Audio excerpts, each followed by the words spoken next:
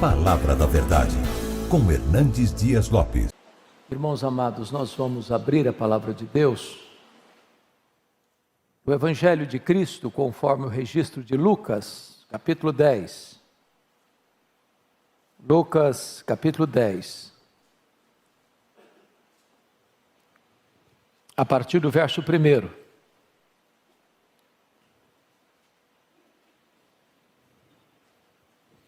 Está escrito: depois disto o Senhor designou outros 70 e os enviou de 2 em 2, para que o precedessem em cada cidade e lugar aonde ele estava para ir. E lhes fez a seguinte advertência: a seara é grande, mas os trabalhadores são poucos. Rogai, pois, ao Senhor da seara que mande trabalhadores para a sua seara. Ide, eis que eu vos envio como cordeiros para o meio de lobos. Não leveis bolsa, nem alforje, nem sandálias, e a ninguém saudeis pelo caminho. Ao entrardes numa casa, dizei antes de tudo: paz seja nesta casa. Se houver ali um filho da paz, repousará sobre ele a vossa paz. Se não houver, lá voltará para vós, ou sobre vós. Permanecei na mesma casa, comendo e bebendo do que eles tiverem, porque digno é o trabalhador do seu salário. Não andeis a mudar de casa em casa. Quando entrardes numa cidade e ali vos receberem, comei do que vos for oferecido. Curai os enfermos que nela houver, e anunciai-lhes: a vós outros está próximo o reino de Deus. Quando, porém, entrardes numa cidade e não vos receberem, saí pelas ruas e clamai: até o pó da vossa cidade se nos pegou aos pés, sacudimos contra vós outros. Não obstante, sabei que está próximo o reino de Deus. Digo-vos que naquele dia haverá menos rigor para Sodoma do que para aquela cidade. Verso 17. Então regressaram os 70, possuídos de alegria, dizendo: Senhor, os próprios demônios se nos submetem pelo teu nome. Mas ele lhes disse: eu via Satanás caindo do céu como um relâmpago. Eis aí vos dei autoridade para pisar de serpentes e escorpiões, e sobre todo o poder do inimigo, e nada absolutamente vos causará dano. Não obstante, alegrai-vos, não porque os espíritos se vos submetem, e sim porque o vosso nome está arrolado nos céus. Naquela hora exultou Jesus no Espírito Santo e exclamou: graças te dou, ó Pai, Senhor do céu e da terra, porque ocultaste estas coisas aos sábios e instruídos e as revelaste aos pequeninos. Sim, ó Pai, porque assim foi do teu agrado. Tudo me foi entregue por meu Pai. Ninguém sabe quem é o Filho, senão o Pai, e também ninguém sabe quem é o Pai, senão o Filho, e aquele a quem o Filho o quiser revelar.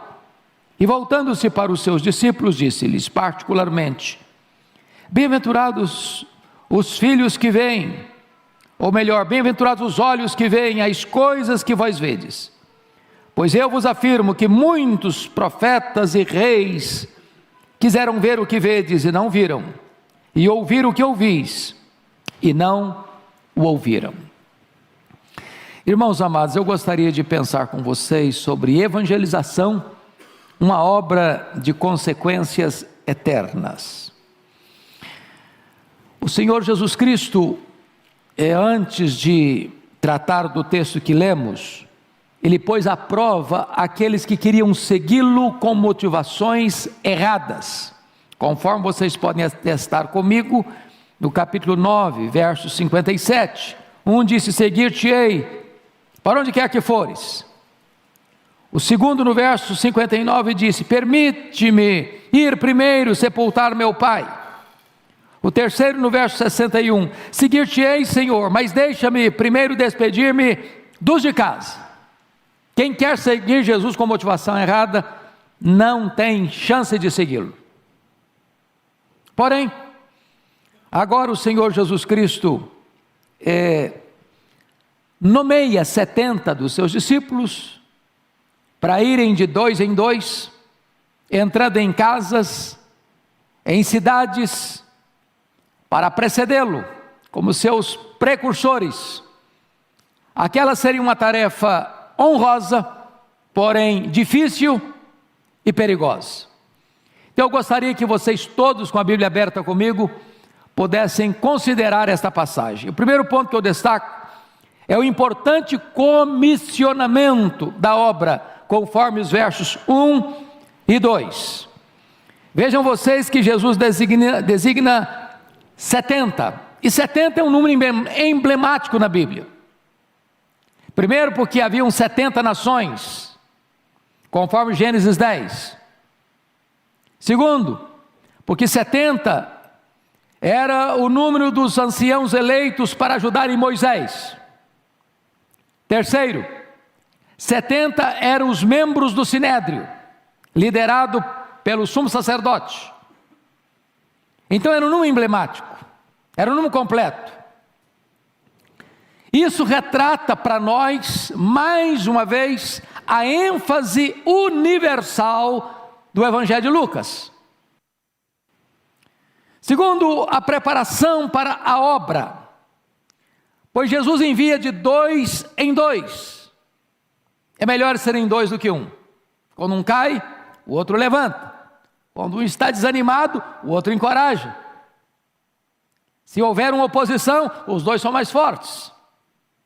Então Jesus envia de 2 em 2 nessa parceria da obra evangelística. Mas notem a oração intercessória pela obra. No verso 2, Jesus diz: a seara é grande, os trabalhadores são poucos. Irmãos, o campo é o mundo. Precisamos de mais gente. Se nós queremos e precisamos ganhar o mundo na nossa geração, porque se nós perdermos o mundo na nossa geração, teremos fracassado rotundamente. Nós só temos essa geração para ganhar essa geração. É preciso de mais gente. É muito grande a obra, a seara é grande, o mundo inteiro é a seara, os trabalhadores são poucos. O que a igreja tem que fazer? Rogar ao Senhor da seara que mande mais trabalhadores para a sua seara. Quem sabe os trabalhadores estão aqui nessa noite. E o Senhor está levantando hoje aqui gente para ceifar, porque a ceifa é urgente, o campo já está maduro e não se pode esperar mais. Mas notem comigo o segundo ponto, que é a perigosa natureza da obra, porque o verso 3 diz assim: ide, eis que eu vos envio como cordeiros para o meio de lobos. Vejam bem que os obreiros são enviados como ovelhas para as cidades, para as casas, mas lá onde eles estarão no meio de lobos. Não é que eles são enviados aos lobos. Ao serem enviados, eles enfrentarão lobos. E lobo é perigoso. E lobo tem garras. E lobo tem dentes afiados. E lobos vêm para matar. Em outras palavras, a obra de Deus é sublime, mas não é fácil. Quem quer conforto e não quer correr risco, por favor, não siga aquele que foi crucificado. Porque seguir aquele que foi crucificado é botar o pé numa estrada arriscada. Todo aquele que quiser viver piedosamente em Cristo vai ser perseguido. Tem luta, tem oposição, tem inimigo, tem a fúria do diabo, tem oposição do mundo, tem o ódio do ímpio. Não tem como fazer essa obra de Deus de forma indolor, sem lutas, sem provas, sem dificuldades.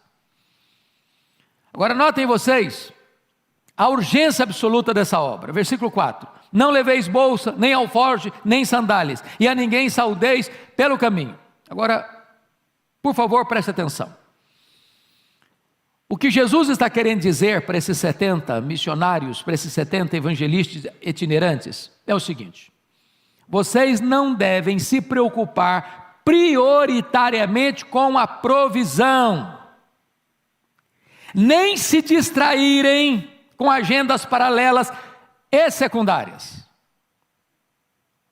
Quem envia vocês é poderoso para suprir a necessidade de vocês. Você vai depender do provedor e não da provisão. Quando o Senhor Jesus está dizendo, você não deve saudar ninguém pelo caminho, Jesus não está ensinando os evangelistas a serem antissociais ou deselegantes. É que as saudações naquela época eram demoradas, tinha todo um protocolo. E a obra era tão urgente que não poderia o evangelista se distrair com qualquer outro trabalho que não recebesse a urgência dessa obra. Então preste bem atenção nisso, querido irmão. Cuidado para você não se distrair com tanta coisa. A obra é urgente, ela não pode esperar.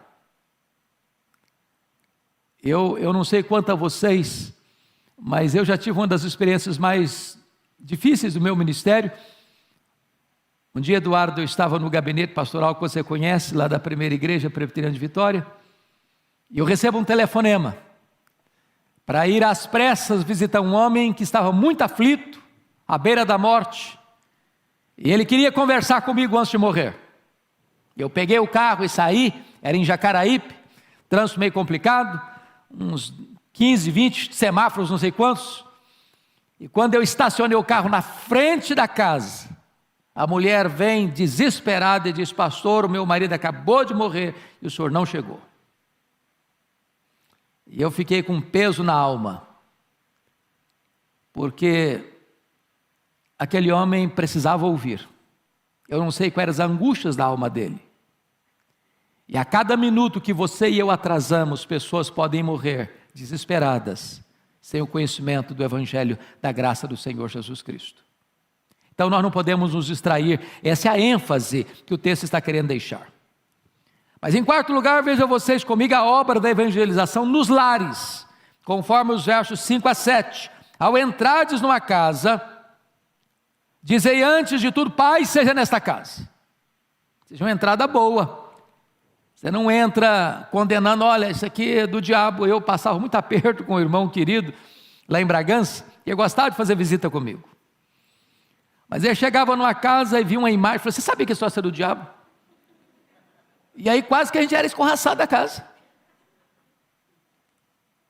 Na verdade faltou o quê? Faltou sabedoria. Lembra quando Paulo chegou em Atenas? O espírito dele se revoltou ao ver a idolatria prevalecendo na cidade? Quando passaram a palavra para ele, como é que ele começou a discussão? Olha, esse negócio é do diabo, viu? Não foi assim.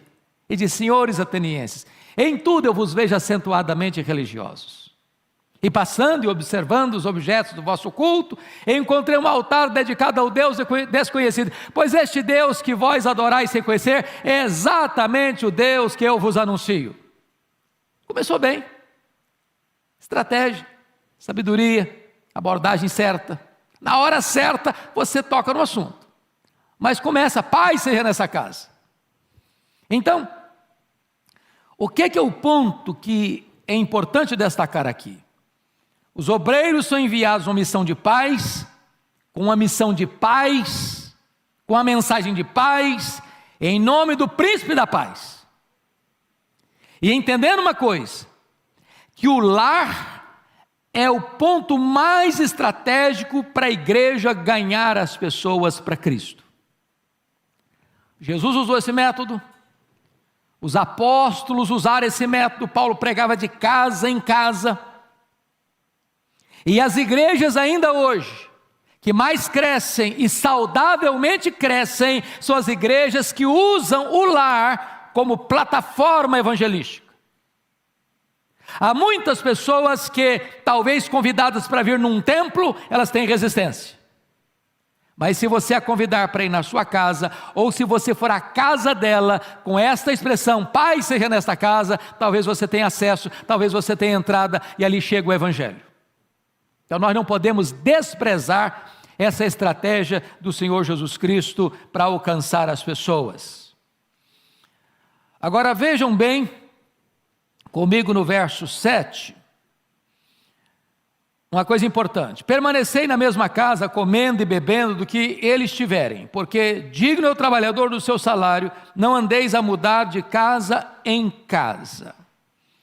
Então, os obreiros nessa missão de paz não devem buscar conforto, nem demonstrar qualquer ostentação. Preste atenção. Ele chega numa casinha lá, bem simplesinha, não tem ar-condicionado, nem ventilador, o mosquiteiro não funciona. E aí, você ficou naquela casa, mas tem uma casa maior, com ar-condicionado, cama boa, lençol de fio egípcio, travesseiro de pena de ganso. Vou ficar aqui nada, porque você está doido. Para cá. O que Jesus está querendo ensinar com isso? Cuidado para você não ser uma pessoa que ostente, cuidado para você não ser elitista. Cuidado para você não fazer 10 visitas num ano para uma família e nenhuma para outra família. Quando Jesus diz, comer de tudo que pôr na mesa, Ele está dizendo que você tem uma mensagem do Evangelho, mas para levar a mensagem do Evangelho, você tem que ter sensibilidade cultural.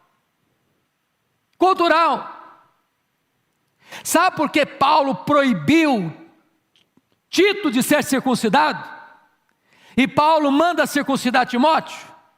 Sensibilidade cultural. Quando queriam circuncidar Tito, era por uma razão teológica. De jeito nenhum. Se você circuncidar alguém por razão teológica, você está negando a fé, você está negando a graça. Não é possível acrescentar mais nada à obra de Cristo. Então não pode. Agora, se não é teológico, é apenas para abrir caminho para a pregação do Evangelho, posso circuncidar. Timóteo, circuncida meu filho. Eu estava pregando num país africano há pouco tempo, e eu achei muito curioso o que um dos pastores me disse. Os nossos missionários vêm para cá, mas eles não vestem a nossa roupa, eles não comem a nossa comida, eles não se envolvem com a nossa cultura e querem nos alcançar. Preste atenção nisso. Jesus está nos ensinando aqui sensibilidade cultural. O que for pôr na mesa, coma. Eu nunca me esqueci quando fui à missão Quacis-Abanto, e a comida era muito simples, e era de graça, para as caravanas que lá chegavam. Era um grande caldeirão, comida à base de milho, e algumas pessoas brasileiras que foram conosco enchiam um prato, da primeira garfada não gostava, encostava o prato. Aí levanta um irmão e disse, vocês precisam entender uma coisa. Esta comida é a expressão da graça de Deus. E não se pode jogar a graça de Deus no lixo. Preste atenção nisso. Não crie barreira para que o Evangelho da paz chegue ao coração das pessoas. Tenha sabedoria e sensibilidade cultural. Foi o que Jesus está ensinando. Mas notem mais, queridos irmãos, notem mais, no versículo 7, permanecei na mesma casa, comendo e bebendo do que eles tiverem, porque digno é o trabalhador do seu salário. E aqui o Senhor também está mostrando outra coisa. A motivação em pregar o Evangelho não tem que ser dinheiro. Nós estamos vivendo uma época hoje complicada do comércio do sagrado. De pregadores, de cantores, só atenderem uma agenda sabendo quanto vai receber. Virou comércio. E o Senhor Jesus está reprovando esse princípio para todos nós, que temos o privilégio de levar a palavra de Deus.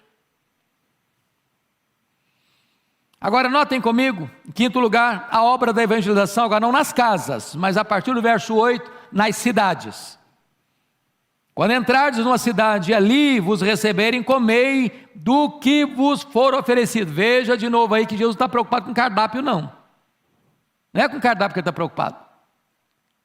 Não é com a dieta que ele está preocupado. Ele está preocupado com o quê? Sensibilidade cultural. Então eu quero destacar aqui algumas coisas. Primeiro, a aceitação do Evangelho nos versos 8 e 9. Quando entrares numa cidade, ali vos receberem, comei do que vos for oferecido, curai os enfermos que nela houver, e anunciai-lhes a vós outros está próximo o reino de Deus.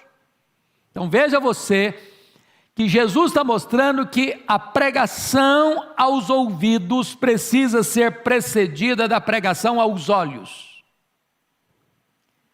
As obras poderosas precedem a palavra de poder. E aqui, irmãos, talvez a necessidade da preparação para pregar. Porque o próprio Jesus, no seu ministério, quando as multidões o procuravam para serem curadas e para ouvirem os seus ensinamentos, muitas vezes ele se retirou da multidão, foi para um lugar solitário, passou a noite orando, e quando retorna, o poder de curar estava sobre ele. Às vezes nós estamos vazios de poder, porque nós estamos num ativismo perigoso, colocando a obra do Senhor no lugar do Senhor da obra. Precisamos de poder. Não é que o milagre é o Evangelho, mas ele abre porta para o Evangelho.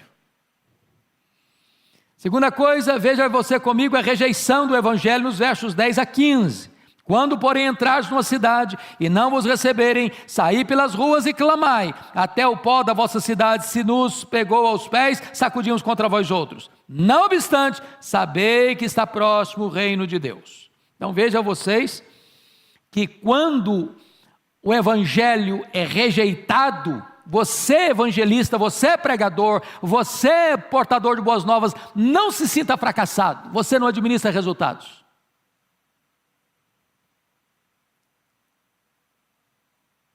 Agora, o fato das pessoas rejeitarem, elas estão acumulando juízo sobre a cabeça delas.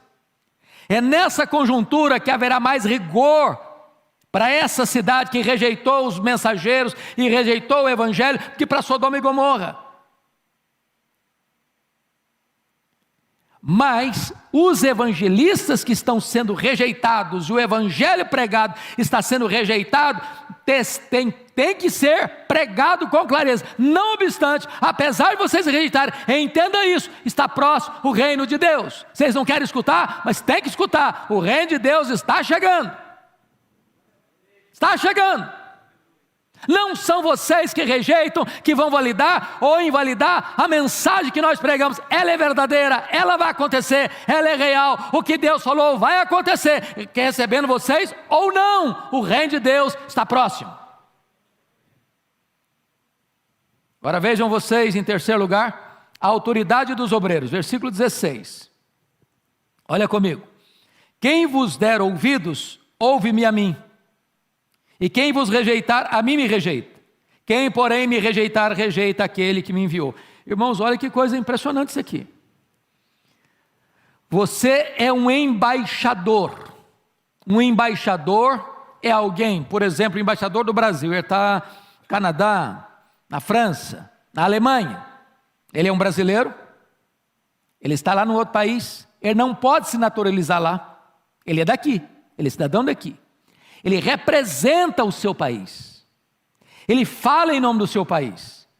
Ele não fala de moto próprio. Ele não representa a si mesmo. Ele representa o seu governante. Ele representa a sua nação. Então o que o texto está dizendo é que quando alguém rejeita o evangelista, ele está rejeitando em última instância quem comissionou o evangelista. E quem rejeita Jesus está rejeitando o próprio Deus Pai. Não é uma questão pessoal. Quem está mandando você, comissionando você, é aquele que tem todo o poder e tem toda a autoridade nos céus e na terra. Você está representando o Rei dos Reis, o Senhor dos Senhores. Você é embaixador dos céus, você é embaixador de Deus, você é embaixador de Cristo. Nunca se sinta pequeno, nunca se sinta miúdo, nunca se sinta achatado, nunca se sinta diminuído. Se alguém, ao ouvir a sua mensagem, a mensagem do Evangelho, rejeitar este Evangelho, virar as costas para você, entenda isso, ele não está rejeitando você, ele está rejeitando aquele que enviou você. Bom,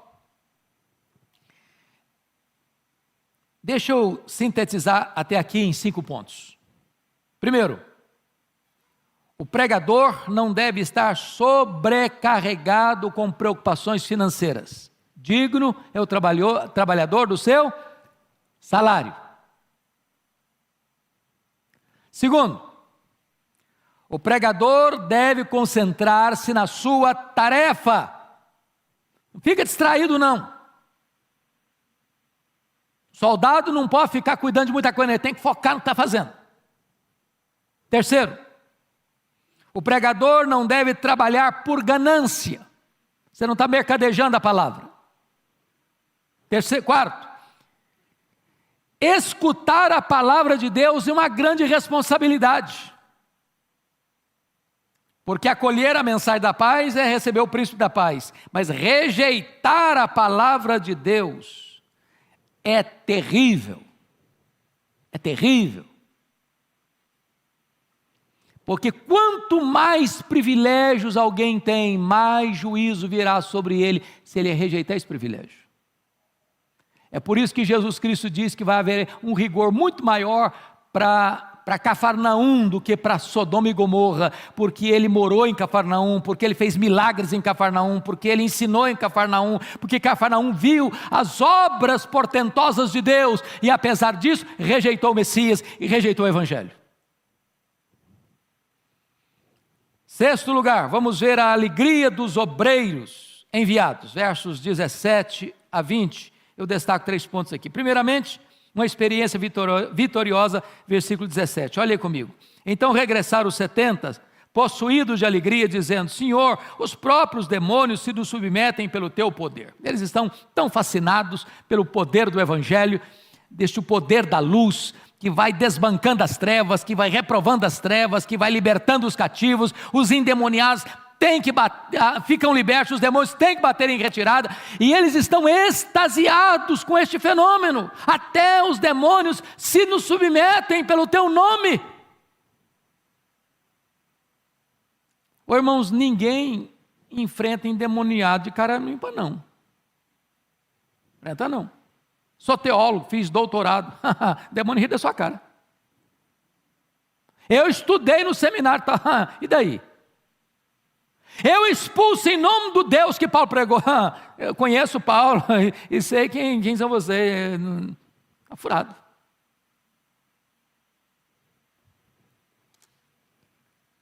Eles estão impressionados, não é porque eles têm poder.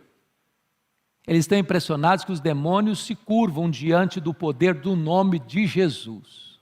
Este nome tem poder. Não é uma nomenclatura, não é citar o nome, não. É ter compromisso com esse nome. Segundo lugar, uma advertência oportuna.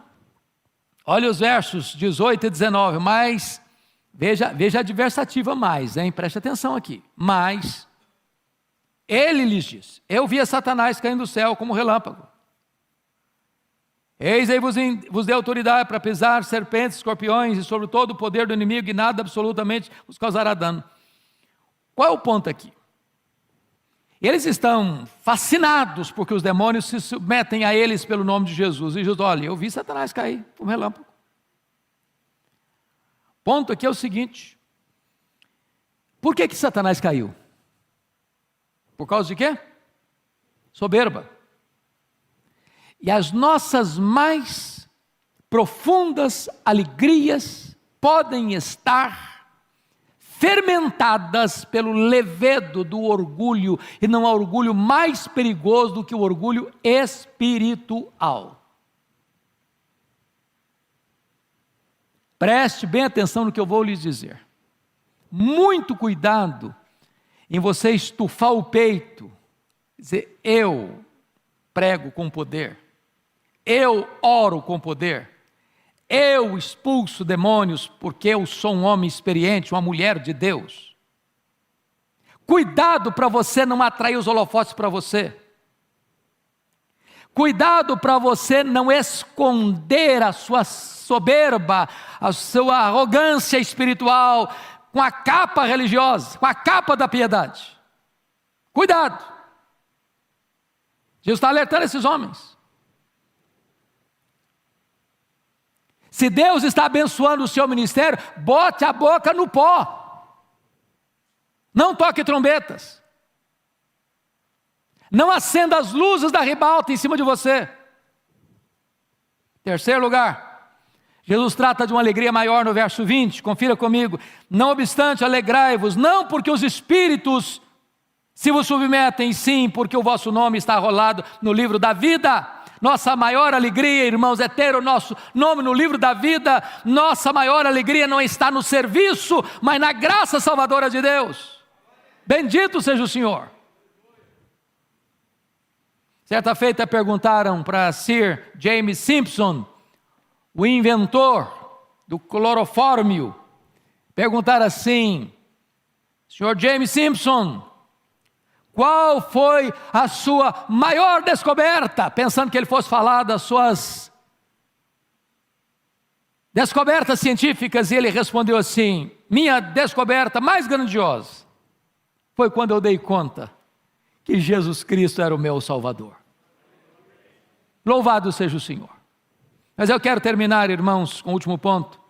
A alegria de Jesus, o enviador. Chama a sua atenção para 3 verdades solenes. Primeira, a soberania de Deus na salvação, versículo 21. Naquela hora exultou Jesus no Espírito Santo e exclamou: graças te dou, ó Pai, Senhor dos céus e da terra, porque ocultaste estas coisas aos sábios e instruídos e as revelaste aos pequeninos. Sim, ó Pai, porque foi assim do teu agrado. Meus irmãos, é a primeira vez nos evangelhos que Jesus está se alegrando, exultando em espírito. Por 2 razões.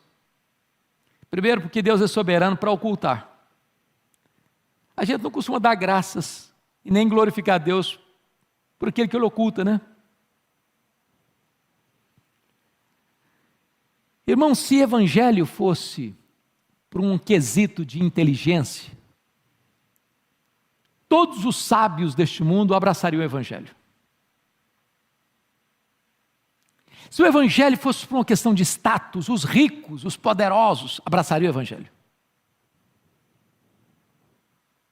E Jesus está aqui dando graças te dou, Pai, porque tu ocultaste aos sábios e entendidos, que batem palmas para si mesmo, que se enaltecem, que se consideram supra-sumo, que se julgam os poderosos, os sábios, os inteligentes, os entendidos desse século. Eles olham a palavra de Deus, irmãos, eles não enxergam um palmo na frente do nariz. A Bíblia é esse livro fantástico, que o PhD, um pós-doutorado, pega, olha e não entende nada. Nada. E um camarada analfabeto que só letra com dificuldade, ele olha e Deus tira as vendas dos olhos, ele entende o amor de Deus e a graça de Cristo. Sabe por quê? É porque Deus revela, é que Deus tira a venda, é que Deus tira o tampão, é que Deus ilumina o coração, é que Deus faz a obra. Deus é soberano, meus amados irmãos, na salvação. Louvado seja Deus. Louvado seja Deus.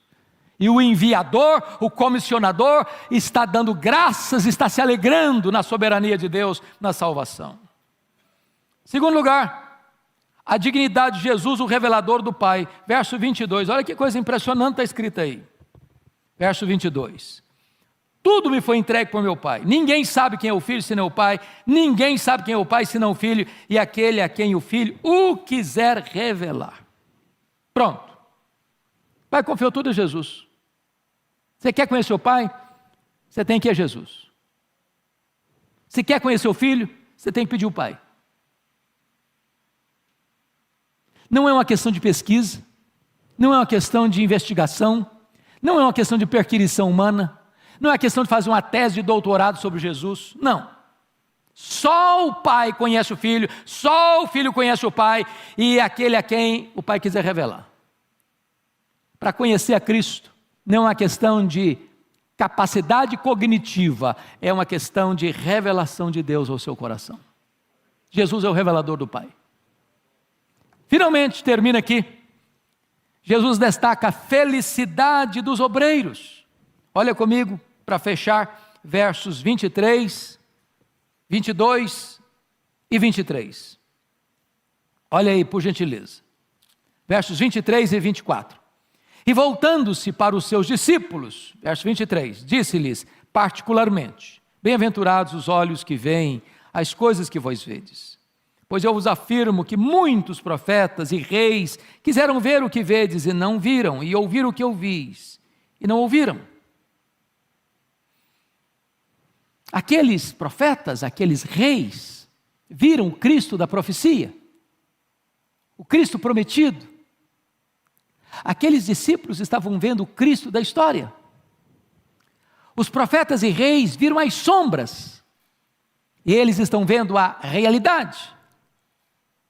Aqueles profetas e reis viram o tipo, eles estão vendo o antítipo.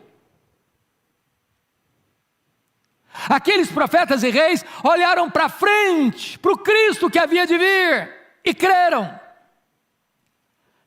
Aqueles discípulos estavam vendo o Verbo que se fez carne, o Emanuel, que estava diante dos olhos deles.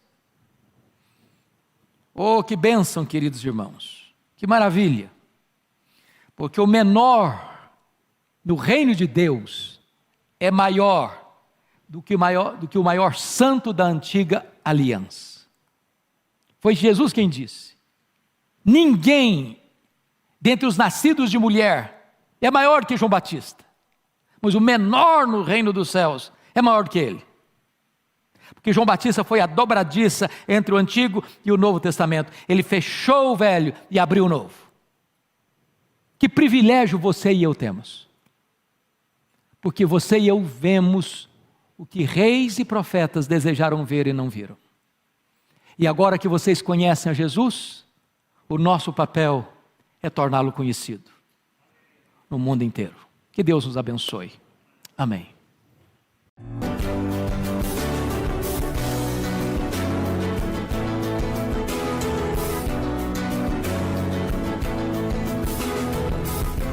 Palavra da Verdade, com Hernandes Dias Lopes.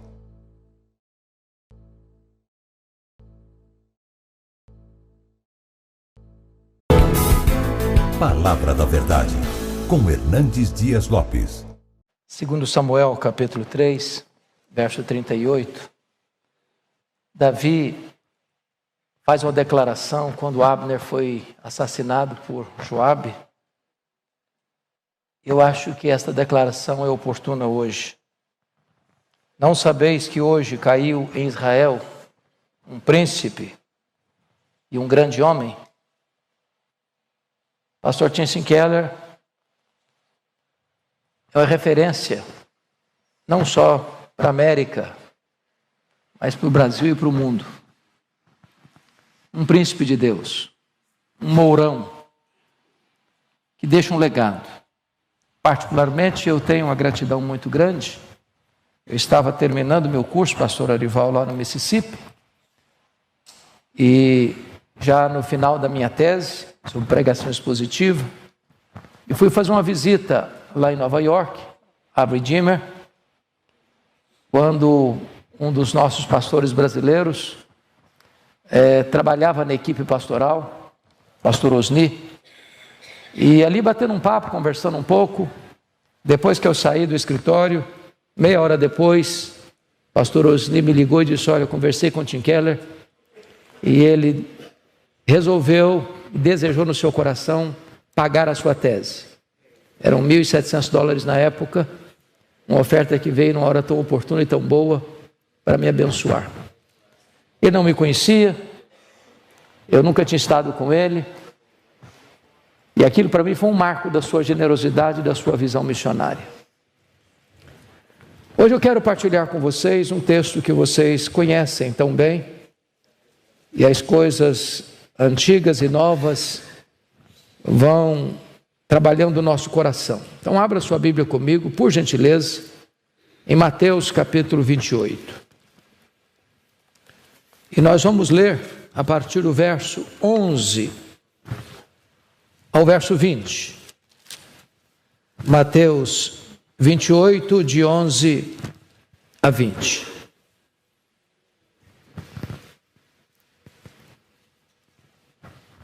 Está escrito o seguinte: indo elas, referindo-se às mulheres, normalmente às mulheres da Galileia, eis que alguns da guarda foram à cidade e contaram aos principais sacerdotes tudo o que sucedera.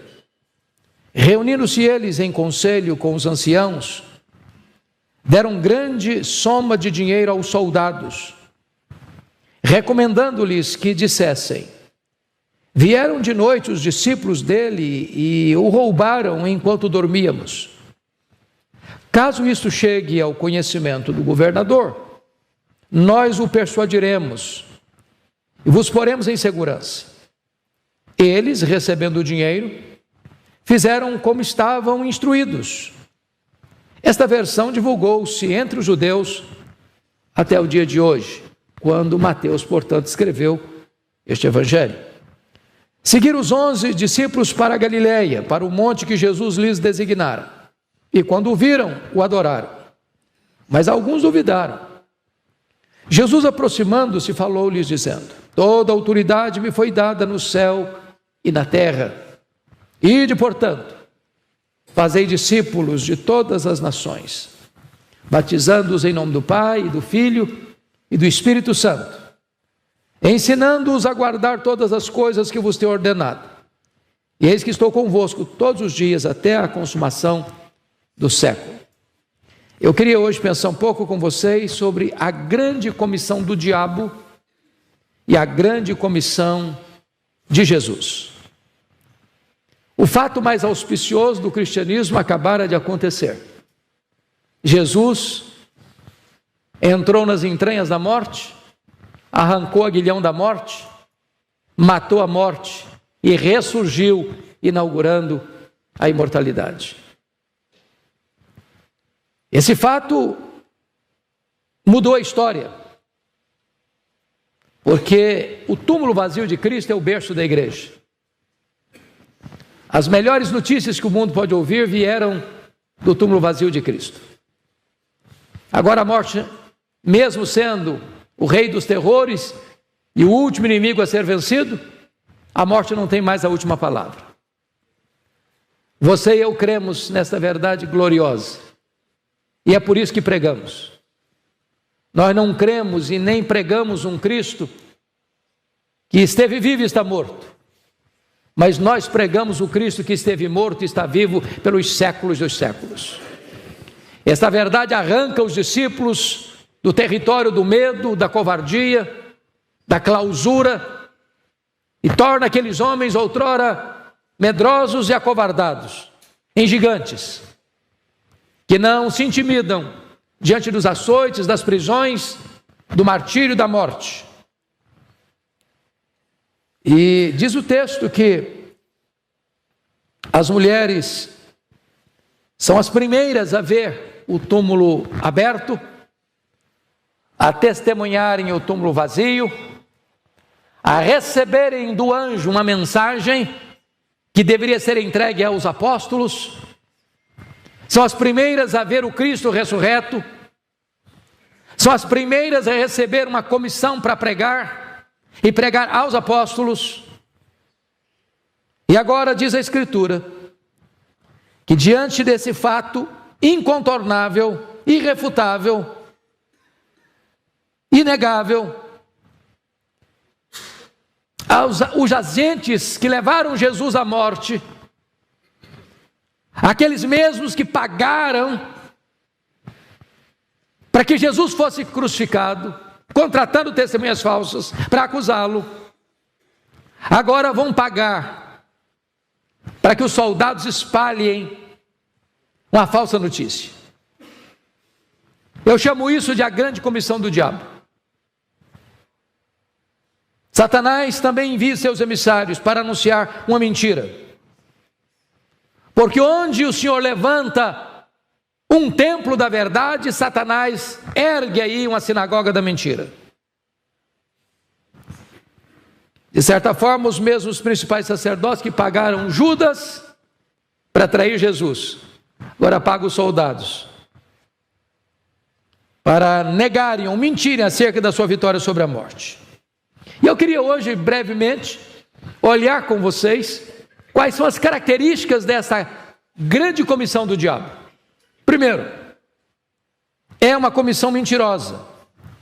Olha os versos 11 a 13 comigo.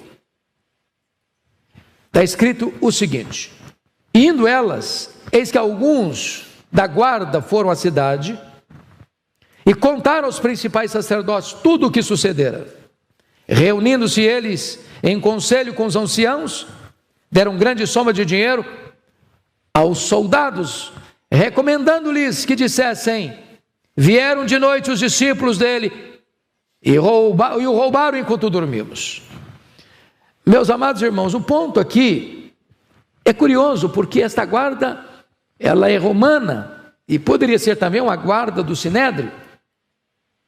Mas quando o túmulo está aberto, quando o túmulo está vazio, e quando o corpo de Jesus não está mais lá, a guarda não sabia o que tinha acontecido. Por que não foram a Pilatos? Por que foram aos sumos sacerdotes ou aos sacerdotes?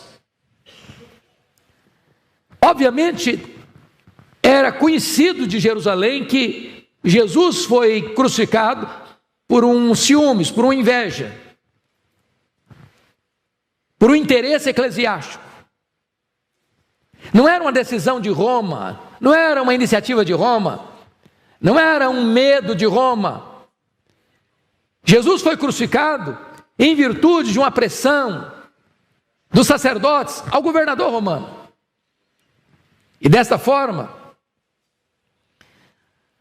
a segurança montada para manter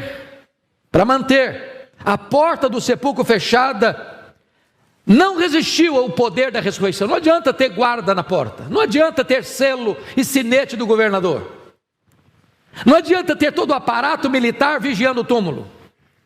O poder que arrancou Jesus de dentro do túmulo é maior que o poder da terra, é maior que o poder do inferno, é maior que qualquer outro poder. Louvado seja Deus! Ninguém pode resistir o poder da ressurreição. Ninguém.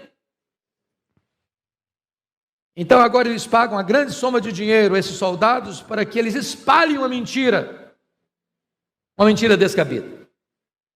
E é curioso, irmãos, que o mundo nunca mudou, ainda é assim. As pessoas estão hoje ainda recebendo dinheiro para proclamar mentira, para anunciar mentira, para divulgar mentira, como se verdade fosse. Em todos os setores da sociedade, seja no campo religioso, seja no campo político, seja no campo econômico, seja em qualquer área da vida, o diabo tem também os seus agentes e tem também a sua grande comissão. Mas em segundo lugar, é uma comissão contraditória. Porque notem vocês no versículo 13, que o argumento é tão fajuto, é tão primário, é tão infundado, que qualquer criança consegue refutá-lo. Versículo 13, recomendando-lhes que dissessem: vieram de noite os discípulos dele e roubaram enquanto dormimos. Ora, uma pessoa dificilmente pode testemunhar sobre o que aconteceu enquanto dorme. Não é verdade? Qualquer tribunal iria rir desse argumento. A mentira, irmãos, é manca, tem pernas curtas, não se sustenta, é contraditória. A grande comissão do diabo, além de mentirosa, é contraditória. Mas, preste atenção, e não obstante ser contraditória, essa versão manteve-se viva, pelo menos até o período em que Mateus escreveu o seu evangelho.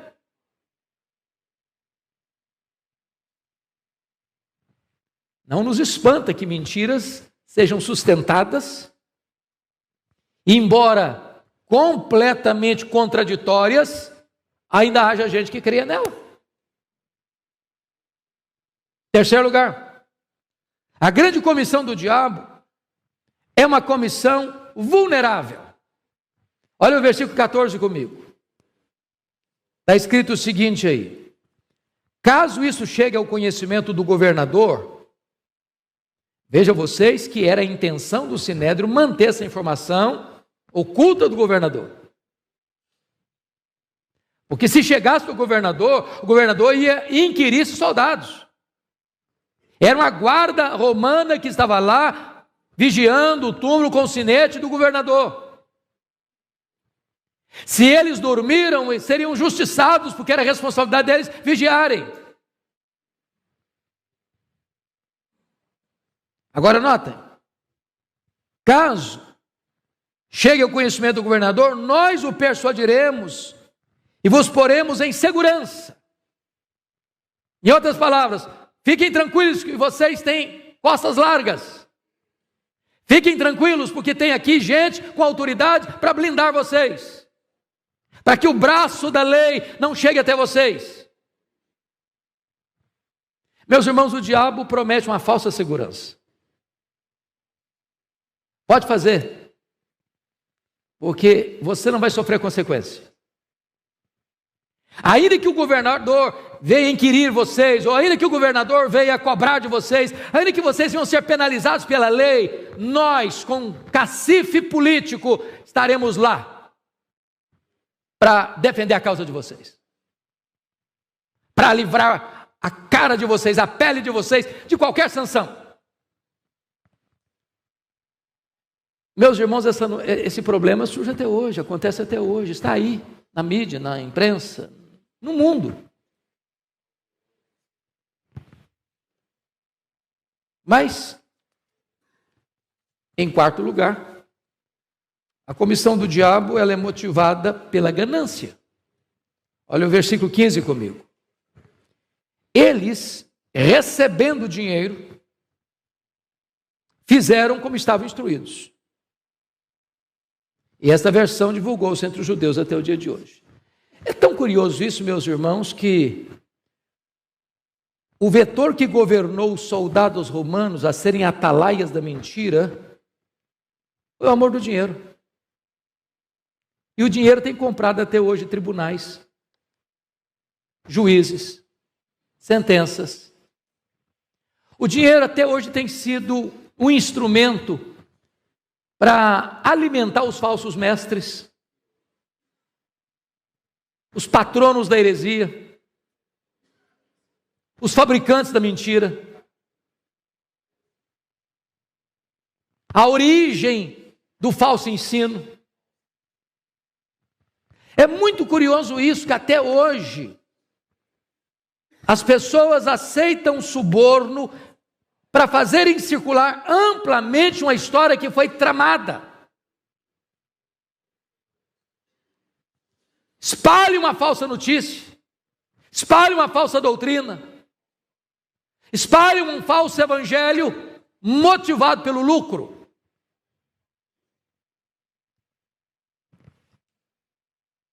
Mas em quinto e último lugar, louvado seja Deus, essa é uma comissão fracassada. Fracassada.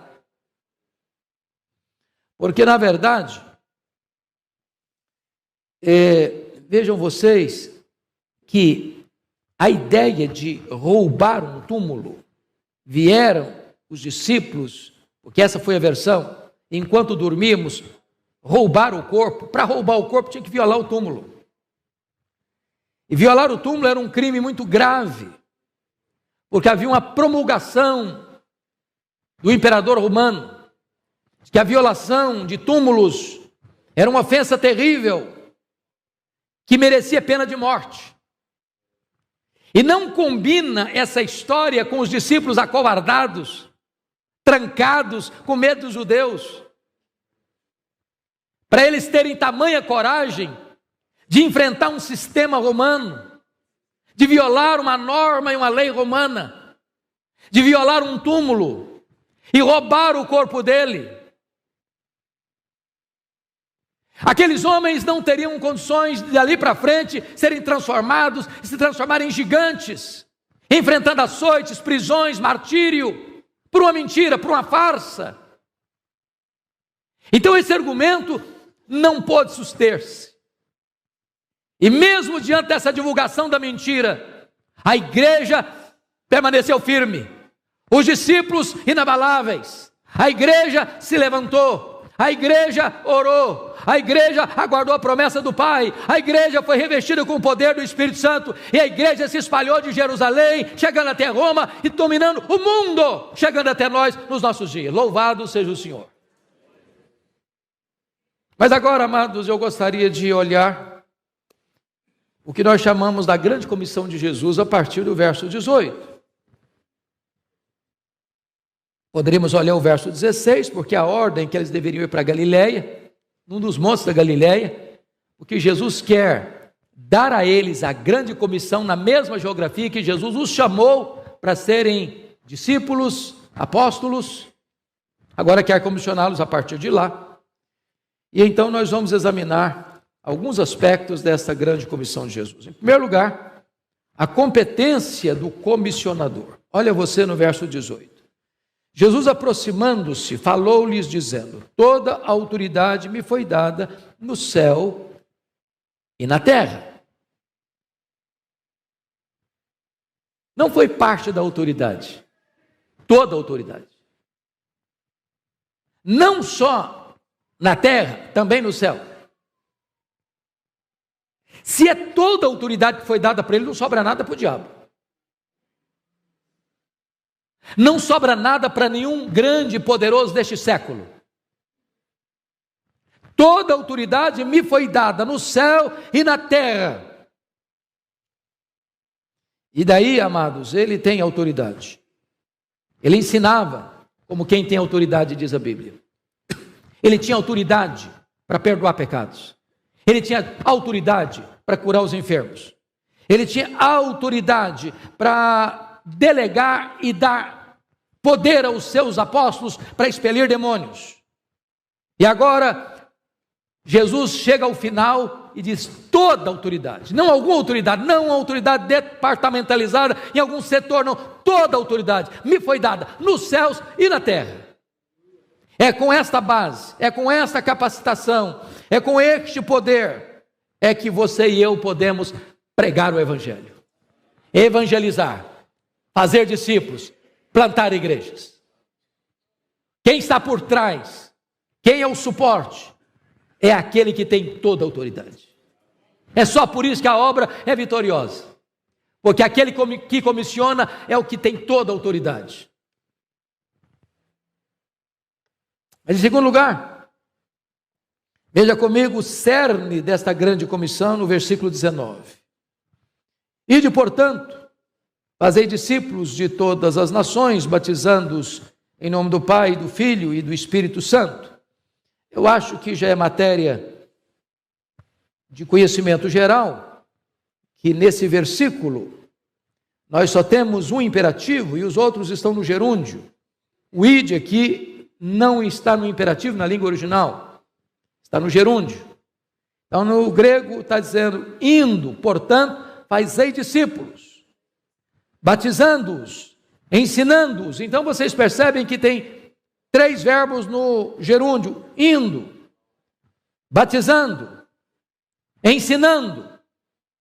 É a dinâmica da vida, é no caminhar, é no ir e vir, é no ficar, é no sair, é no entrar, é de segunda a segunda, é de domingo a domingo, é no templo, é fora do templo, é na agenda formal e informal. Mas há uma ordem que comanda tudo isso, e a ordem é: fazei discípulos. Em outras palavras, o Senhor Jesus não quer fãs. Quem gosta de fãs são os artistas. Jesus não quer admiradores. Quem gosta de admiradores é jogador de futebol.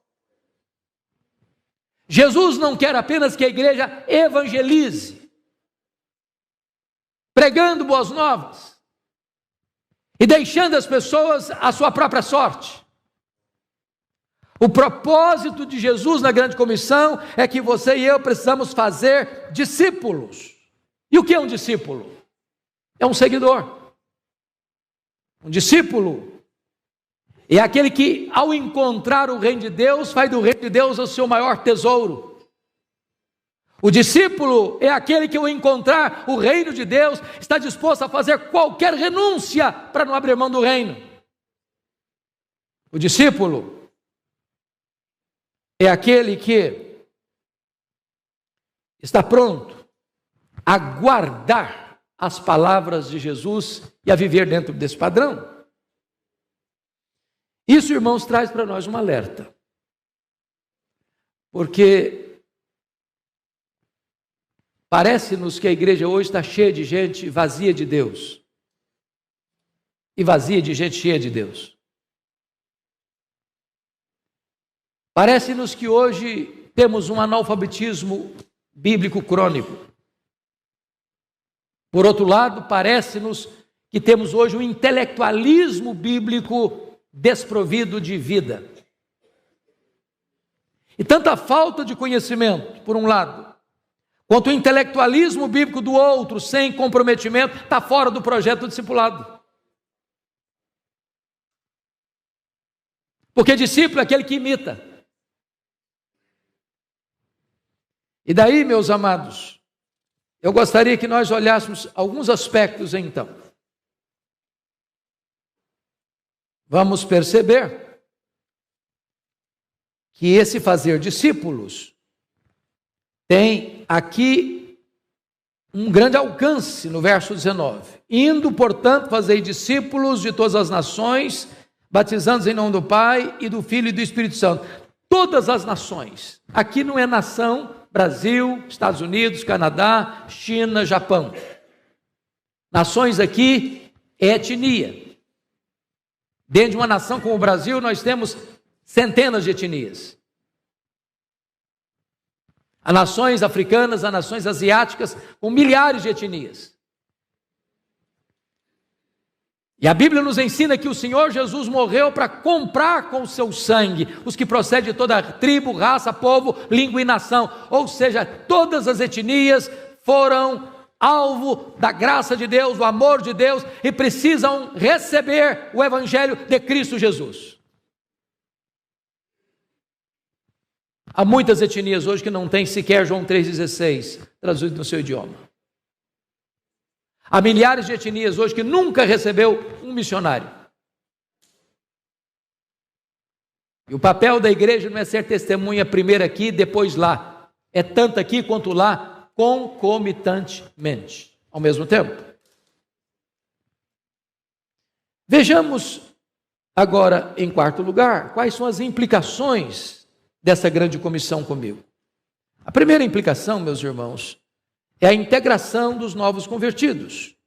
Porque veja você o verso 19. Fazei discípulos, batizando-os em nome do Pai e do Filho e do Espírito Santo. Então, o batismo não é uma coisa particular. Eu não me auto-batizo. Não, eu realizo um batismo na minha casa. Bom, eu agora me tornei crente, eu vou me batizar em nome do Pai, do Filho e do Espírito Santo, porque eu me basto. Quando Jesus estabelece batizando-os em nome do Pai, do Filho e do Espírito Santo, ele está mostrando a necessidade da inserção desse novo convertido numa comunidade, uma igreja. Com isso está claro que não tem desse negócio de desigrejado. Não tem desse negócio de eu sou crente do meu modo, do meu jeito, eu me basto, eu não preciso de igreja. Os reformadores diziam que quem tem a Deus como pai deve ter a igreja como mãe. Não podemos abrir mão da igreja. Uma ovelha não vive sem o rebanho, uma brasa se apaga fora do braseiro. Você é membro do corpo de Cristo. Por isso, todos aqueles que ouvem o Evangelho precisam ser discipulados para que eles sejam trazidos para a comunidade da fé, instruídos na comunidade da fé, recebidos da comunidade da fé, inseridos na comunidade da fé, para que se produzam e reproduzam na comunidade da fé. É integração. Integração. Mas a segunda implicação não é apenas a integração, mas vejam vocês que a grande comissão envolve o ensino aos novos convertidos. Vejam vocês o que está escrito no verso 20: ensinando-os a guardar todas as coisas que vos tenho ordenado. Então vamos entender algumas coisas aqui, meus irmãos. Primeiro, ensinar todas as coisas. Todas as coisas. Porque nós podemos ser seletivos. Nós podemos só ensinar as coisas mais palatáveis. Nós temos que ter a postura de Paulo. Ensinar, anunciar todo o desígnio de Deus. E daí, você que é um plantador de igreja, você que é um pastor de igreja, você que é um missionário, precisa conhecer a palavra de Deus. Porque você não dá o que você não tem. Você não ensina o que você não aprendeu. Então precisa sair do beabá. Precisa subir de nível. Precisa avançar. E é claro, meus irmãos, que eu não estou sugerindo novidades, não, porque a mesma matéria que você dá numa classe infantil, na igreja, você dá para um pós-doutorado. As verdades são as mesmas, em níveis diferentes, com profundidades diferentes, mas as mesmas verdades. E é por isso que é preciso avançar. Não só na abrangência, ensinando tudo, todo o conselho de Deus, tudo o que Jesus ensinou, mas trazer também isso com maior profundidade. Meus irmãos, eu não tenho dúvidas disso. Eu não sei quanto a você. Às vezes eu escuto pastor dizer assim para mim: pastor, eu sou pastor, sou missionário, eu não gosto de ler. Para um pouquinho. Se você não gosta de ler, talvez você confundiu o seu chamado. Porque você não pode ensinar se você não aprende. Você não pode dar se você não recebe. Uma das coisas que eu mais gosto de fazer nas minhas jornadas por aí é visitar a biblioteca do pastor ou do missionário. Meus irmãos, tem hora que eu fico perplexo. Eu chego, olho, tenho uma meia dúzia de livros amarelos, empoeirados, e eu fico pensando: meu Deus, esse cara é um fenômeno, ou está dando uma sopa rala para o povo.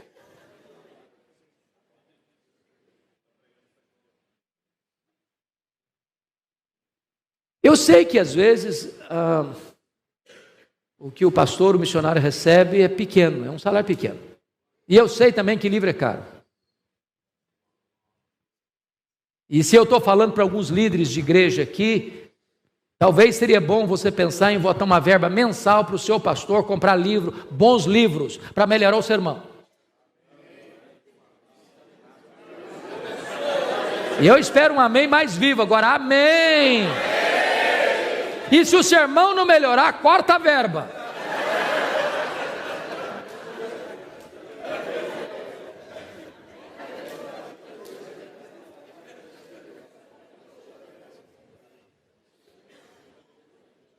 Meus irmãos, nós estamos vivendo uma geração onde as pessoas estão chegando numa época de ressaca com os movimentos que prometeram muito e não deram nada. Das seitas que ludibriaram as pessoas com falsas promessas. E as igrejas que tiverem um ensino bíblico sólido e uma vida piedosa vão ser o porto seguro dessas pessoas que estão à cata e à procura da verdade. É preciso estudar para ensinar. E o que o texto está nos ensinando é que nós precisamos ensinar o que Jesus ordenou. Não é sugeriu, não. Ordenou. É ordem. Ensine isso, ensine isso, ensine isso, ensine isso. Para mim, uma das figuras mais lindas da Bíblia com respeito ao pregador é que ele é um mordomo. Se você não leu o livro do John Stott, O Perfil do Pregador, leia. E ele diz que o papel principal do mordomo é que ele era responsável pela despensa, que preparava a refeição para a família. Não era competência do mordomo levar comida para a despensa. Era a função do dono da casa. Função do mordomo era usar toda a comida que estava na despensa e preparar a melhor refeição para a família. Uma refeição balanceada. Ora, a despensa de Deus é a Bíblia. Em outras palavras, eu como pregador, como mordomo, eu não posso privar do povo de Deus o rico alimento que está lá na despensa. Também não posso acrescentar na dieta da família, na refeição da família, o que não está na despensa. Porque o que se requer do mordomo é que seja encontrado fiel. Mas a terceira implicação, meus irmãos, da grande comissão, primeiro, é a integração dos novos convertidos. Segundo, é ensinar o que Jesus mandou. Terceira implicação, é ensinar a guardar. Veja bem o verso 20. Ensinando-os a guardar todas as coisas que vos tenho ordenado. Quantas vezes a gente pensa que discipular é juntar uma pessoa, ou um grupo de pessoas, melhor dizendo, numa sala, seja escola bíblica dominical, ou numa casa, ou num pequeno núcleo, ou numa célula de estudo, e passar informação. Transmitir conhecimento. E aí a gente imagina que um crente maduro é um crente que sabe muito. Fulano é maduro na fé, sabe muito, conhece teologia, é capaz de subscrever e recitar o catecismo, confissão de fé, os principais teólogos. É bom isso, é muito bom. Mas não é isso que está na grande comissão, não. É ensinando-os a guardar, a obedecer, a praticar. Porque se eu apenas conheço, mas não ponho em prática, eu sou mais culpado ainda. Então o nosso papel não é apenas um papel de transmitir conhecimento, mas é aferir e averiguar se aquilo que estamos transmitindo está sendo praticado, vivido, experimentado. Não é teórico, é prático. E o que Jesus disse? Vós sois meus discípulos, se fizerdes, eu vos mando. Bom, me permita então encerrar. Em quinto lugar, quais são os motivos para você e eu cumprirmos a grande comissão? Primeiro motivo, o poder de Jesus, versículo 18. Toda autoridade me foi dada nos céus e na terra. Meus irmãos, a gente costuma obedecer a autoridade, não é isso? A autoridade manda. E nós obedecemos. Mas Jesus não é apenas uma autoridade, ele é a autoridade. Ele manda o sol para. Ele manda as estrelas aparecem. Ele manda o vento cessa. Ele manda o mar se acalma. Ele manda uma mula profetiza. Ele manda os garçons voadores levam refeição para Elias no ribeiro de Querite. Ele manda um verbo, vai lá e corta uma planta. Ele manda os anjos batem em retirada para ouvir e atender a sua voz. Ele manda os demônios precisam sair. Ele manda a enfermidade tem que cessar. Ele manda a igreja. Será que nós teríamos a única voz dissonante na orquestra do universo?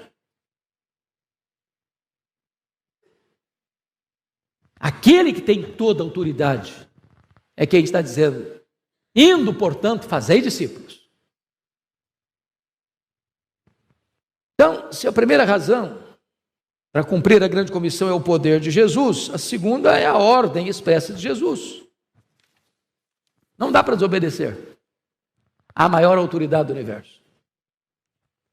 Terceira motivação, e eu termino aqui, está aí no versículo 20, a parte final, é a presença de Jesus conosco. E eis que estou convosco todos os dias, até a consumação dos séculos. Em outras palavras, Jesus está dizendo, vá.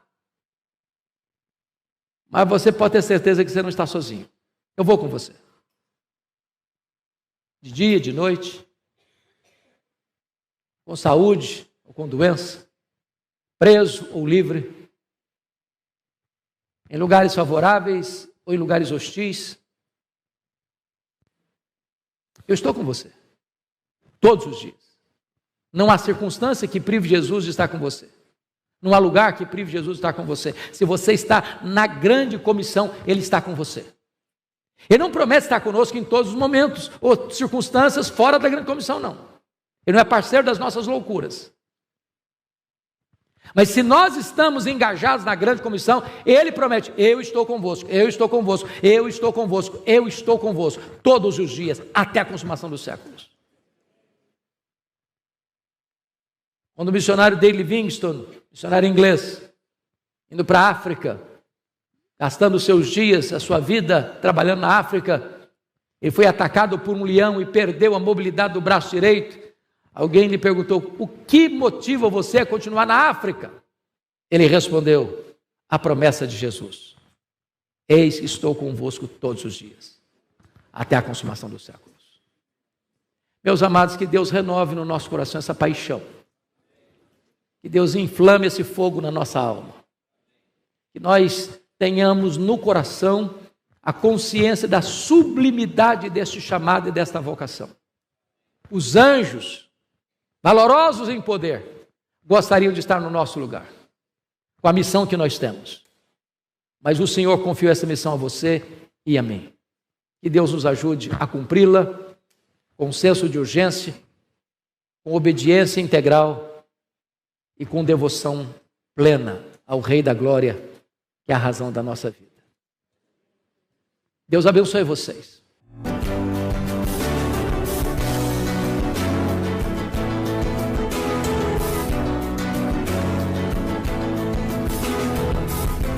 Palavra da Verdade, com Hernandes Dias Lopes.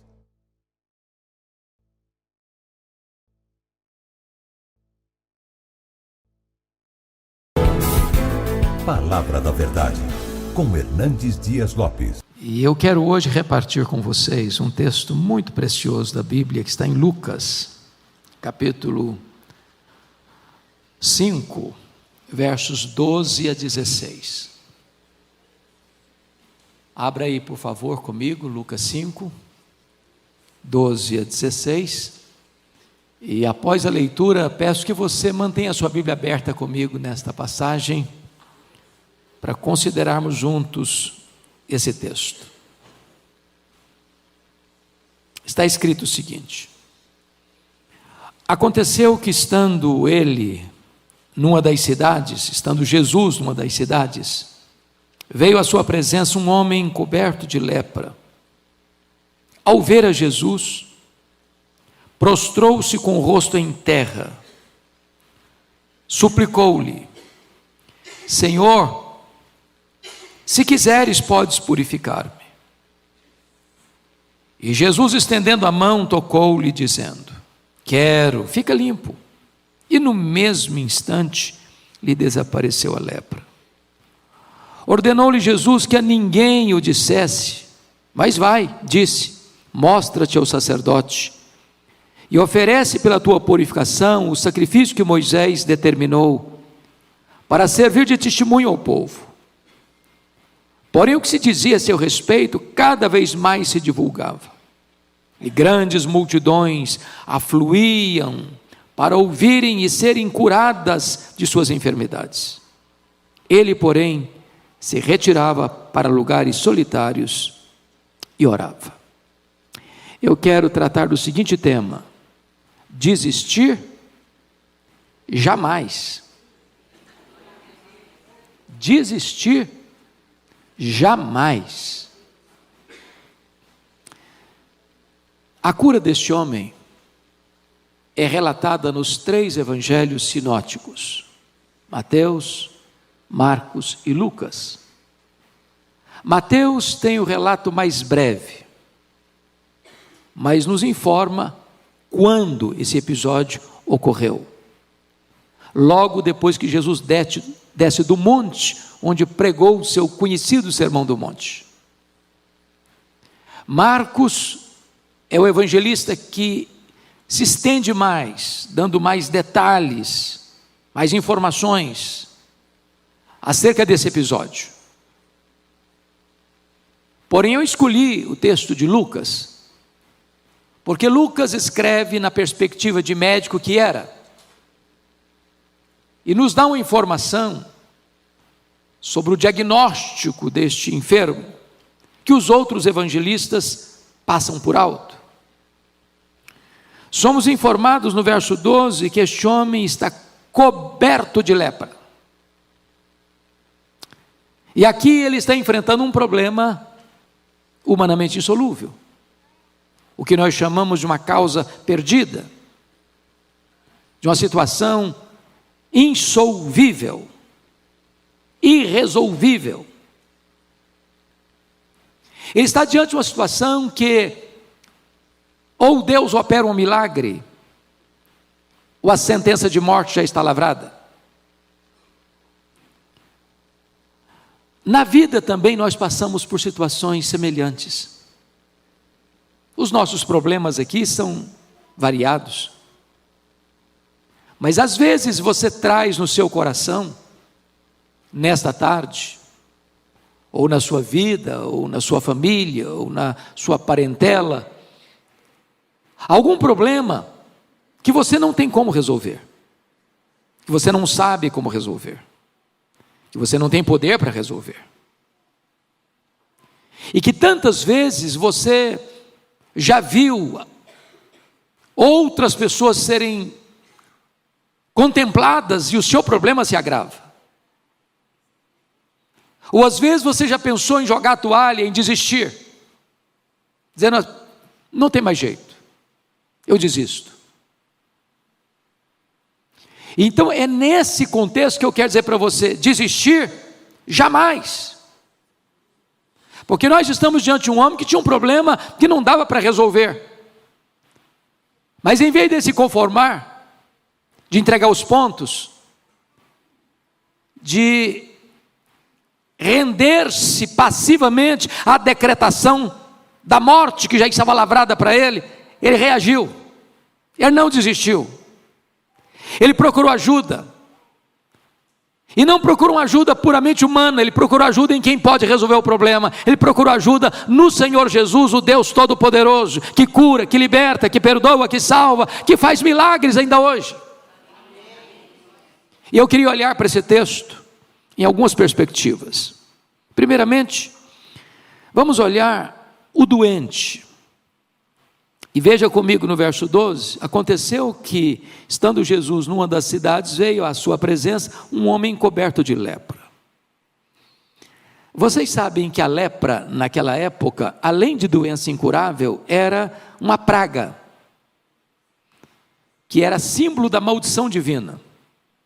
Uma pessoa leprosa naquela época não estava apenas sentenciada à morte, ela era considerada uma pessoa debaixo do juízo de Deus. Trazia uma segregação gravíssima, um peso enorme. A lepra na Bíblia é símbolo não apenas do juízo de Deus, mas também é símbolo do pecado. A lepra tem características que são muito semelhantes ao pecado. Por exemplo, a lepra separa, e o pecado separa você de Deus. Segundo, a lepra insensibiliza. As pessoas descobriram que estavam leprosas naquela época quando caía uma água fervendo no corpo, naquela parte, ela não sentia dor, estava insensibilizada, mortificada a carne, pois o pecado insensibiliza. A pessoa sentiu constrangimento, vergonha na primeira vez, depois menos constrangimento e vergonha da segunda vez, depois já estava acontecendo normalmente, já não sentia mais nada. Terceiro, o pecado, como a lepra, deixa marcas. As pessoas leprosas tinham suas cartilagens carcomidas, o seu corpo ia ficando deformado, a orelha, o nariz, os lábios, as pontas dos dedos. O pecado deixa marcas. Quarto, a lepra, naquele tempo, não só separava, insensibilizava e deixava marcas, mas a lepra, ela não tinha cura.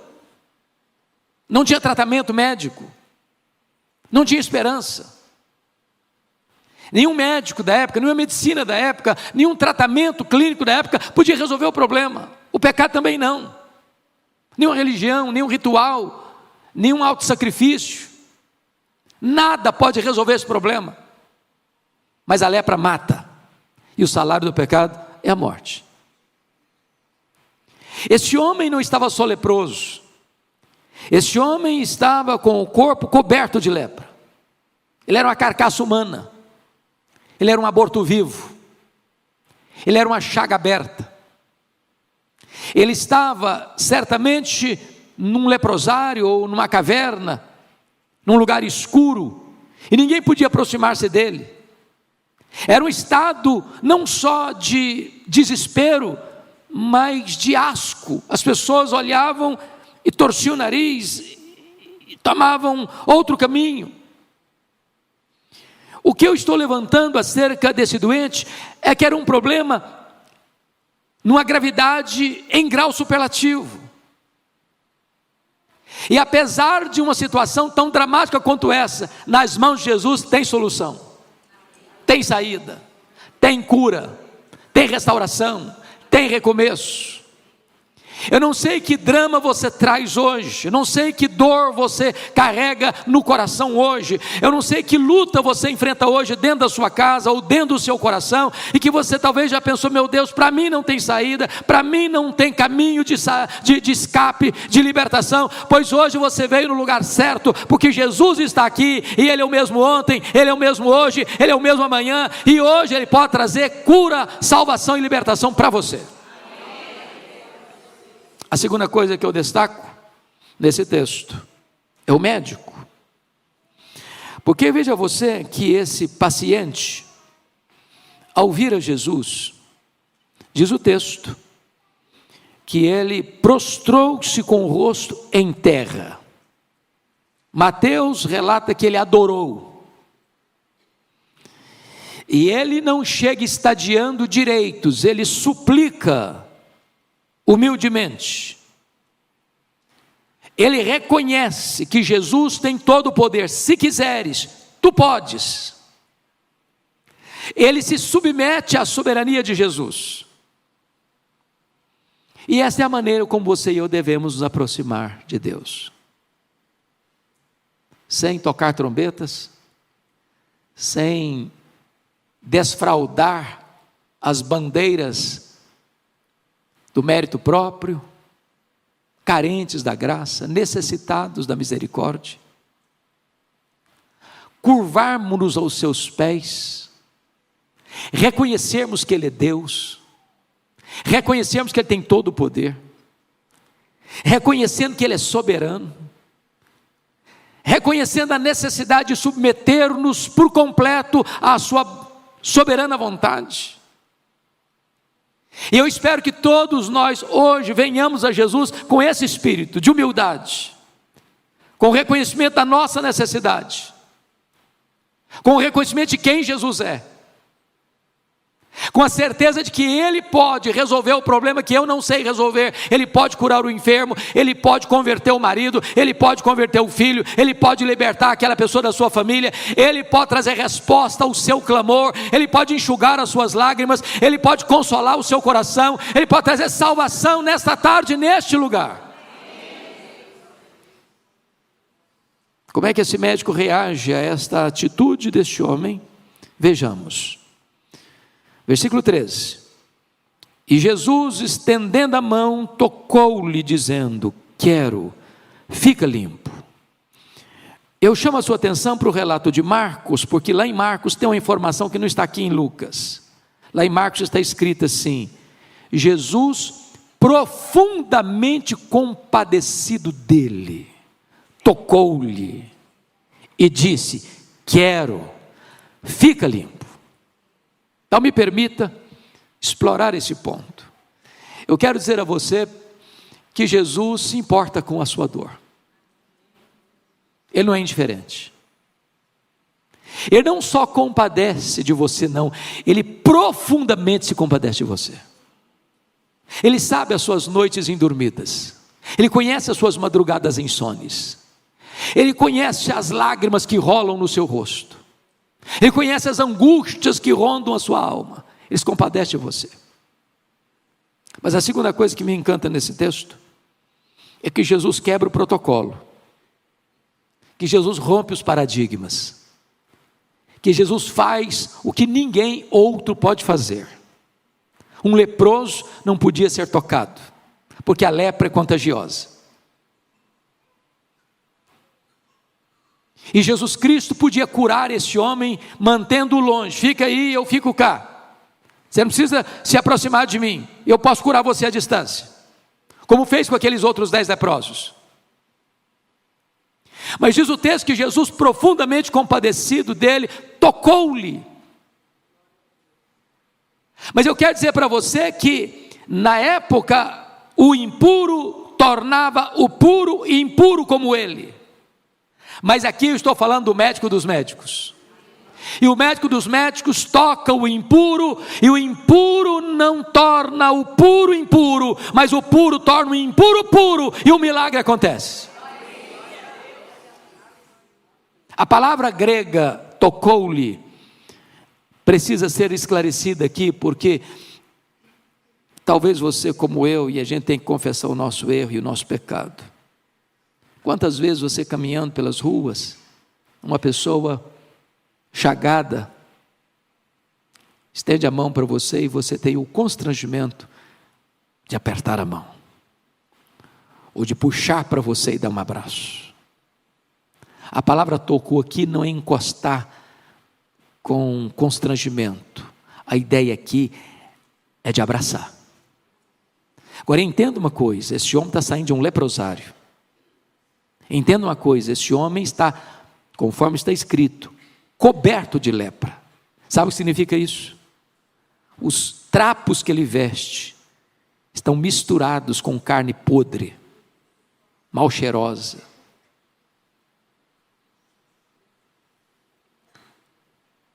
O cenário é de asco. Mas Jesus não rejeita esse homem, Jesus não manda esse homem embora. Jesus abraça esse homem. E por quê? Primeiro, porque profundamente se compadeceu dele. Segundo, para mostrar para esse homem algo tão importante, que ele precisava muito mais do que uma cura física, ele precisava de uma cura emocional e espiritual. Aquele homem há muito tempo não sabia o que era alguém se aproximar dele sem dizer maldito, ou talvez pegar uma pedra para jogar nele. Talvez esse homem há muito tempo não sabia o que era um abraço. E Jesus Cristo sabe quem é você.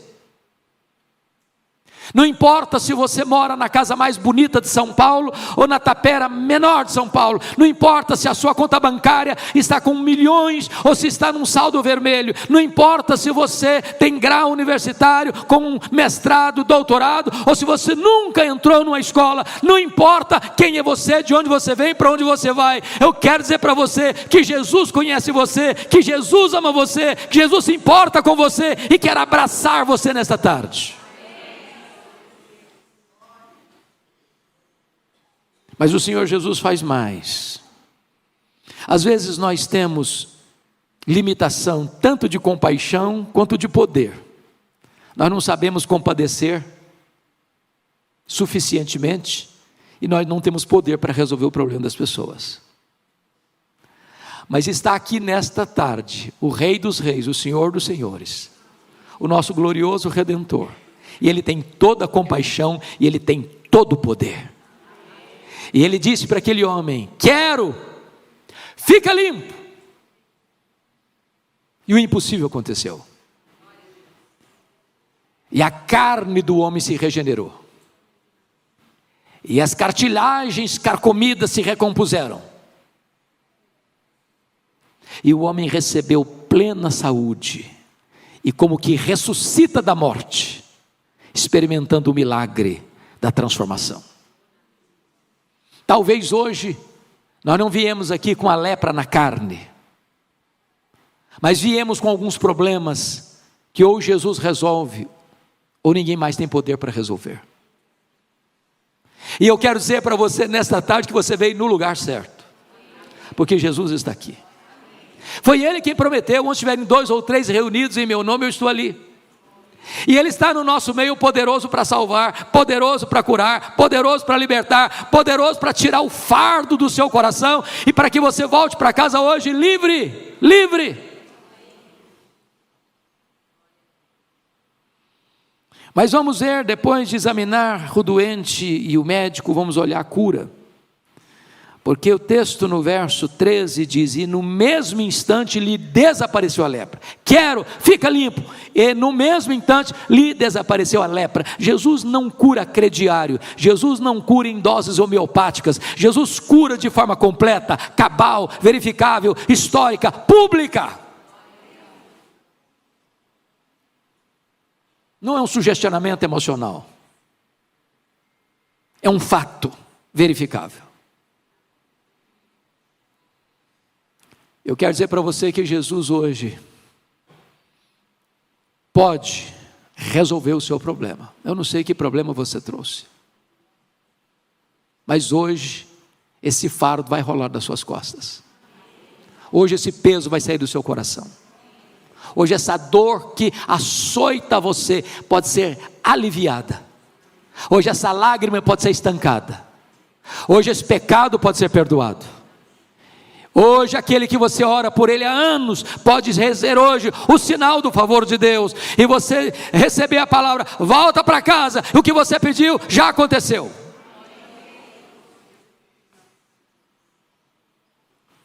Mas agora, em quarto lugar, notem comigo, por favor, o versículo 14, que é o testemunho.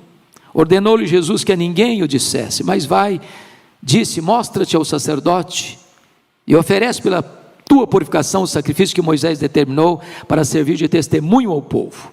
Por que Jesus fez isso? Por que Jesus não mandou esse homem direto para casa? Ele já estava curado. O que Jesus está fazendo aqui é protegendo esse homem. Se esse homem que estava coberto de lepra voltasse correndo para casa, posso lhes garantir, sua esposa, se fosse casado, fugiria dele. Seus filhos, se tivesse, fugiriam dele. Seus vizinhos, se tivessem, correriam dele. Naquela época, o sacerdote era o agente de saúde pública. Era ele que dava o diagnóstico da doença, e só ele tinha competência para dar o alvará de soltura, ou melhor, o certificado de cura, dando a essa pessoa a possibilidade de se reintegrar na família. Sabe por quê? Porque havia mais de 30 tipos de lepras. Toda doença de pele na época era chamada de lepra. Havia lepras curáveis e lepras incuráveis. Era o sacerdote que definia isso, era o sacerdote que dava o diagnóstico, era o sacerdote que referendava a cura. Então Jesus manda esse homem ao sacerdote. Para quê? Para que a cura que ocorreu pudesse ser de fato atestada, verificada, confirmada, e esse homem pudesse retornar à sua família, à sua sinagoga, ao templo para as festas, ao seu convívio social, sem qualquer preconceito. Jesus faz milagres na nossa vida, e todo mundo pode ver, e todo mundo pode perceber, naquela vida aconteceu um milagre. Olha como mudou, olha como foi transformado, olha a alegria aí, olha a paz aí, olha a harmonia aí, olha o amor aí, olha a vida nova aí, e todo mundo vai ver o milagre que Jesus operou na sua vida.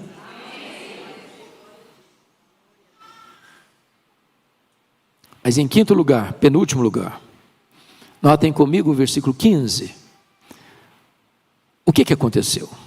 Os outros evangelistas deixam também o mesmo fato muito claro. Ordenou-lhe Jesus que a ninguém o dissesse.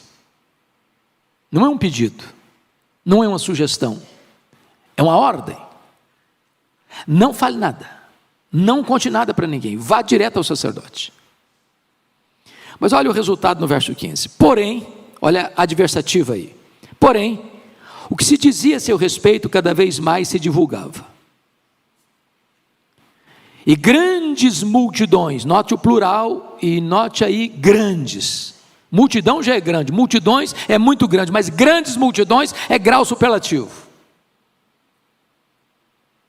Afluíam para o ouvirem e serem curadas das suas enfermidades. Marcos chega a dizer que Jesus não podia entrar publicamente nas cidades mais, tanta gente que era. O que esse texto quer nos informar, irmãos, desse impacto?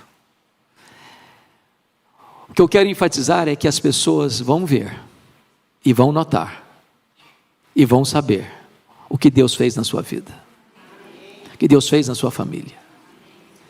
E como uma onda que vai crescendo e crescendo e crescendo, mais e mais pessoas vão sendo informadas. E elas vão querer saber como é que você foi curado, como é que isso foi resolvido na sua vida. E você vai dizer, foi Jesus. E elas quererão também buscar esse Jesus, conhecer esse Jesus e receberem também o poder e o milagre deste Jesus. Você não vai ser apenas um receptáculo da bênção, você vai ser também um instrumento da bênção. Mas finalmente, vamos olhar o versículo 16, a atitude de Jesus, o retiro de Jesus. Ele, porém, se retirava para lugares solitários e orava. Notem que Jesus não faz milagres para ganhar aplausos, para chamar atenção para o seu poder de cura. Quando as multidões estão vindo, com as suas necessidades, ele se retira, ia para os lugares solitários, desertos, e ali ele gastava tempo em oração, na presença do Pai, para dizer uma coisa: o Pai tem prioridade na minha agenda, no meu coração. Eu quero mais o Pai do que sucesso no meu ministério. A intimidade com Deus é mais importante do que trabalho para Deus. E agora uma aplicação para você e para mim, que somos crentes, que amamos a Deus, que trabalhamos para Deus. O trabalho de Deus é tão bom, e ele é tão importante, tem resultados tão esplêndidos, mas nunca podemos esquecer quem vem primeiro na nossa vida. O Deus da obra é mais importante do que a obra de Deus. Nós precisamos dedicar o melhor da nossa vida, da nossa agenda e do nosso tempo para estar a sós com o Senhor, para conhecê-lo, para amá-lo, para adorá-lo. E sabe qual é o resultado? Olha o versículo seguinte, versículo 17, lá na parte B. E o poder do Senhor estava com ele para curar. Jesus, como homem perfeito, era um homem de oração. E Jesus, como homem perfeito, entendia que o poder vem através da oração. E Jesus, como homem perfeito, entendia que ele precisava do Pai para receber poder, para continuar libertando os cativos, curando os enfermos e tornando livres os prisioneiros.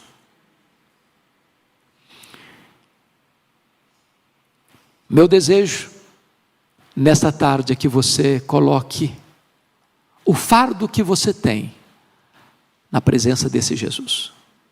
Ele está aqui. Talvez você já pensou em desistir, mas o meu tema hoje foi este: desistir? Jamais. Jamais. Recorra a Jesus. Saia das suas cavernas. Clame a Ele. Senhor, se Tu quiseres, Tu podes. E Jesus vai dizer para você: eu me importo com você. Eu sinto compaixão por você. Eu quero abraçar você. E eu quero pôr um ponto final nesse drama da sua vida. Eu quero. Fica limpo. E diz a Bíblia que o homem imediatamente viu o seu corpo sendo restaurado, as feridas fechando, a carne apodrecendo, se tornando nova, a pele regenerada. E ele poder voltar para o sacerdote, para casa, para a sinagoga, para os amigos, para os irmãos, e abraçá-los, e celebrar a vida. Jesus está aqui, e Ele é poderoso para fazer este milagre na sua vida.